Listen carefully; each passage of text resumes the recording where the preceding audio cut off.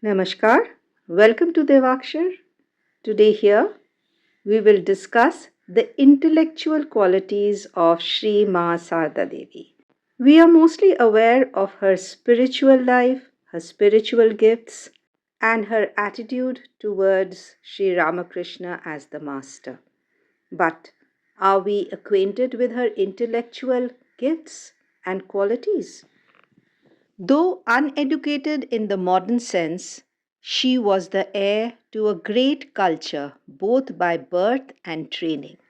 And her extensive travels, varied contacts, and experiences in administration, both spiritual and secular, endowed her with a broad outlook, refined manners, and penetrating intelligence. Thus, the stateliness of her courtesy and the openness of her mind were almost as wonderful as her sainthood.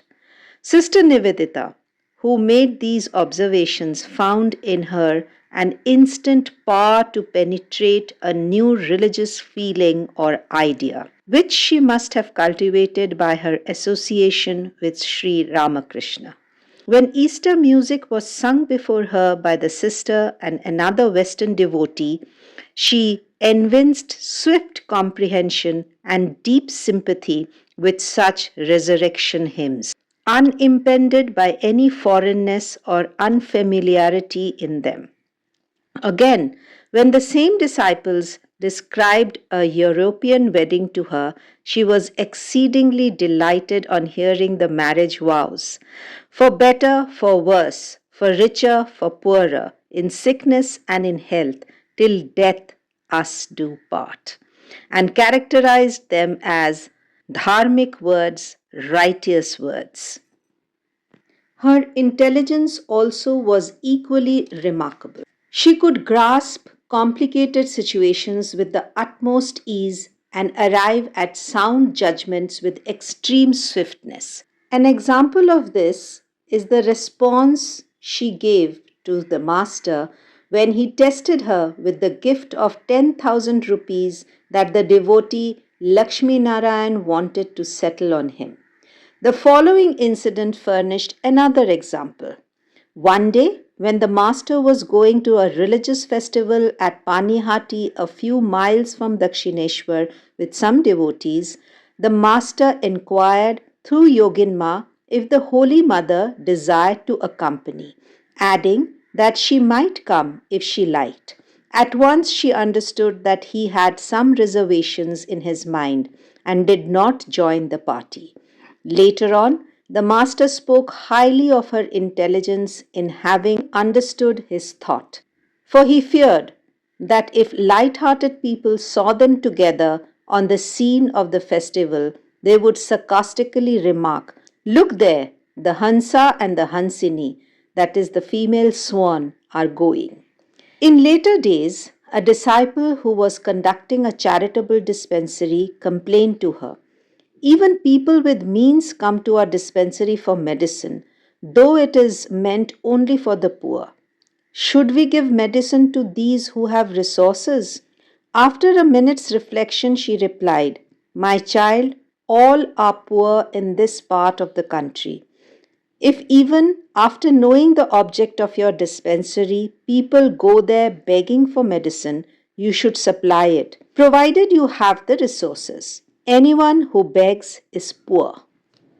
Once, the head of Kualpara ashram complained to the Holy Mother that he no longer had control over his workers because they had learnt to think for themselves.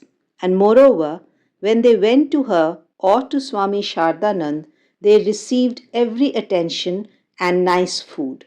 And he requested her to send them back to him with proper instructions. At this, she replied, "How foolishly you talk! Our essential point is love. It is through love alone that the spiritual family of Sri Ramakrishna has grown and developed. Besides, I am their mother. So, how could you criticize in my presence the way in which they were fed and clothed?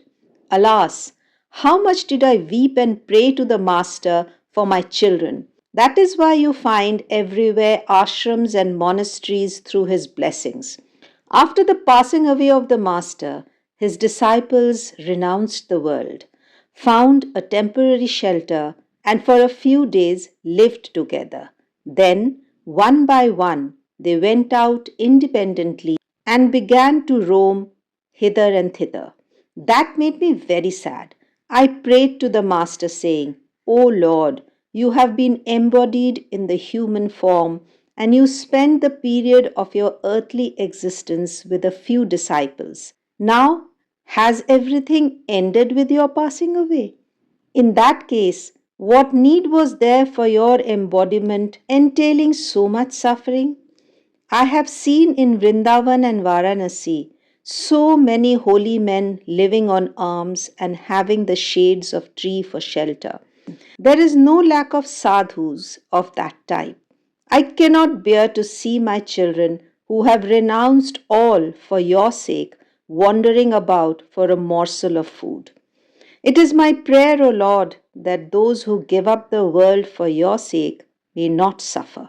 This remarkable reply shows what an insight she had into the secret of administering the monastic organization of Sri Ramakrishna, and, quite unknown to others, what an important part she played in the formation of this monastic order. Hope you all enjoyed today's episode. Stay tuned to Devakshar. Do like and share our videos and subscribe to our channel. Thank you so much for being with us.